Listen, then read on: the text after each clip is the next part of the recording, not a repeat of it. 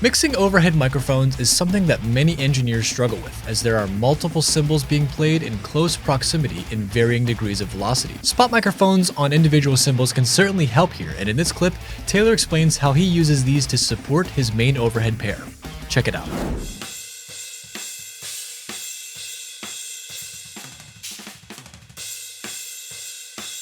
So I think there was stuff in his cymbals that I was hearing that was kind of harsh or ringy. I went with this one on soft and did a little wet dry. I didn't want to completely get rid of it because I think some of the attack came from those areas. So just a wet dry, soothe.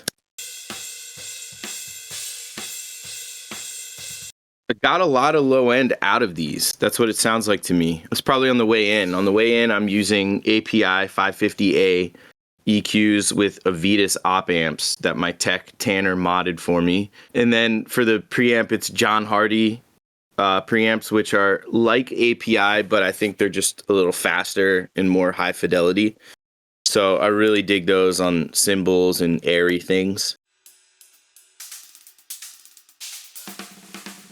Just a little bit of compression. Got a high shelf starting at 1.5, just kind of lift the whole thing up even more at 1.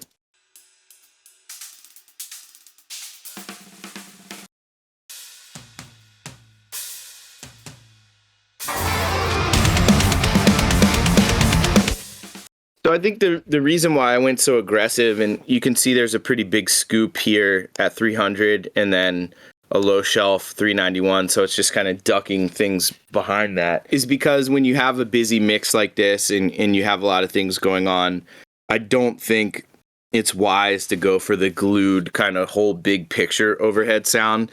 I'm more so looking to make the cymbals fly out of the speakers and not take up too much other space, so I'm looking for that separation. A little bit slower than I normally do. I would normally have it here. I think I have it slower so that it doesn't get too washy. This is actually shocking for me to see. I normally run the release as fast as it can go, but I think I probably just ran it and tweaked these until it sounded right.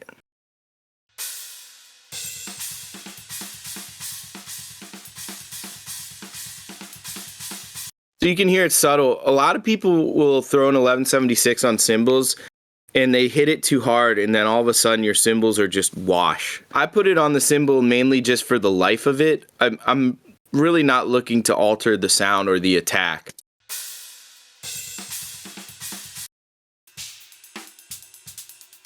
See how it still has that attack. If you do it too much, it just gets really washy. So you want to be subtle with that. But yeah, 1178, the real one's great. The plugin's great. It's I think it's based on the Rev G 1176, which is I think the least desirable. And the thing that's cool with it is it just has such an attitude. Like it's weird. Like I could make a record with one. I don't know why people don't like them as much. Hats. Ernie goes in, cuts out all the bleed. We spot mic all the cymbals just to be able to put a little more in if need be. I think they're all probably similar. It's probably just treatment with this, and I'm probably filtering with this. Yeah, just kind of creating a lift on the hat. Filtering a lot of lows and just kind of tweaking to make it work with everything else.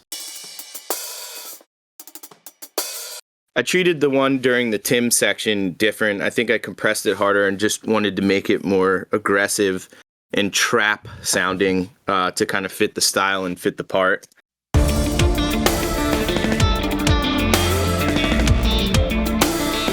So it's the same thing, but I think it's just, yeah, there's more boosted, more upper mid-range, and it's compressed harder.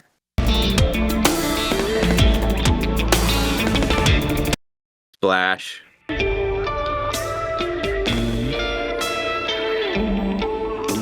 Again, it's really just laying these out on everything and kind of just making them fit. It's not really anything crazy. So this track is on the record. There's some really busy ride things, and we treated it completely different to try to really jack it up and turn it up louder than what the main one is. So I think this is just here because we either use it or we don't per song. China.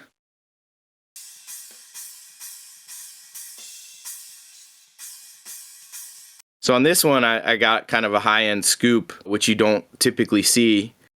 Again, it's just to get everything glued together. I'm going to go ahead and solo all of these together with the overheads.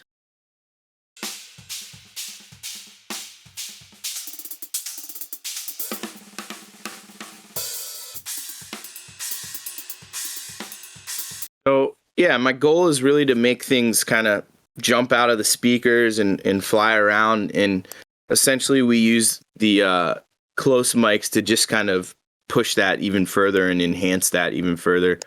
I will say one trick that I use to get that is most people do their overheads like straight like this. I angled mine out in a way to kind of make it even wider. That's something that I'm into. So that's Luke's signature bullet stack. He wanted me to have that nice and loud in there. Again, filtering and getting the top end and low end correct for it to work in the mix. In our studio Mixwave that we built, the room is closed off from the drum room. So you have that door that kind of filters out the low end, but lets the mid-range of the snare kind of kick through. So I try to keep it out of the rooms. If I was recording Led Zeppelin or something, then sure. If you have something where you can afford to have washy hi-hats or something like that. But with something like this, it's kind of precision based. So yep. we want to get that decay, but I'm mainly trying to get everything really three-dimensional in the overheads and then kind of supplementing with the close mics. To me, the close mics are kind of the same thought as the one shots. Like, it's just enhancement. It's just trying to make you feel that thing pop out more. But I mix with the overheads first, and I try to get it so you can hear everything with the overheads first, and then I bring in the other things to kind of get that separation and get that push.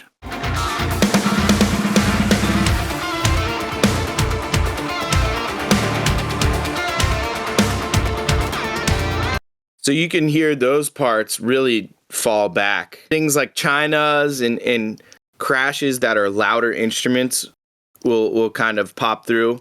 And I have these overheads mixed so that those are like kind of the main focus, and then all the other things come in to supplement. But like, you know, I don't have the crashes spot mic'd, so really getting that from the overhead.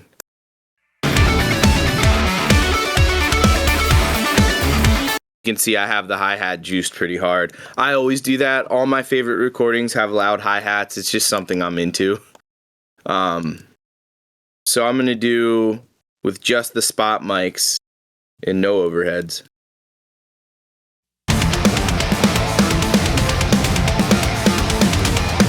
You can hear it flies out of the speaker, but it's not cohesive. It's literally like, it doesn't live long enough. So you put them both.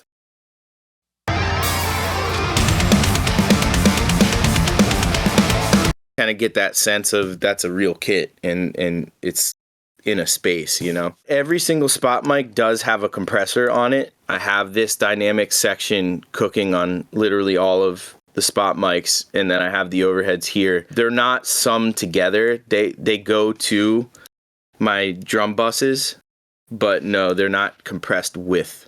They're separate. And that's one thing I'll say is, like, I don't really want them to be. To me, the spot mics need to live in their own thing, and they need to be like separate so that they can kind of pop out a little more. If you would compress them together, I think it would sound more traditional.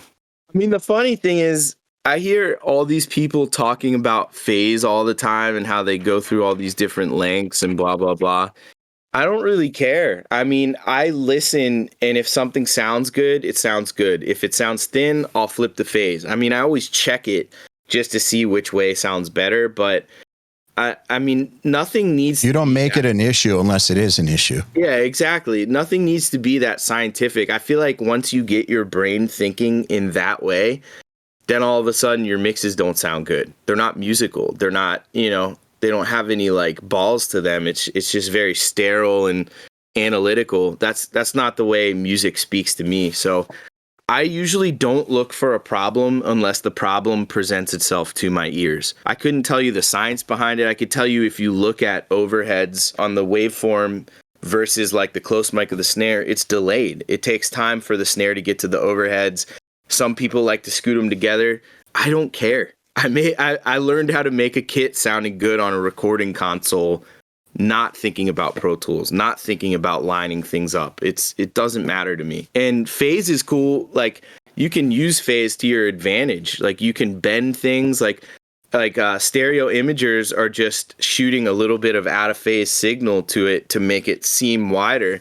So like with the cymbals having it like that, maybe that's what I like, is that it could be slightly off phase, or it could be kind of pushing out more. But yeah, I mean, that's really my answer for that.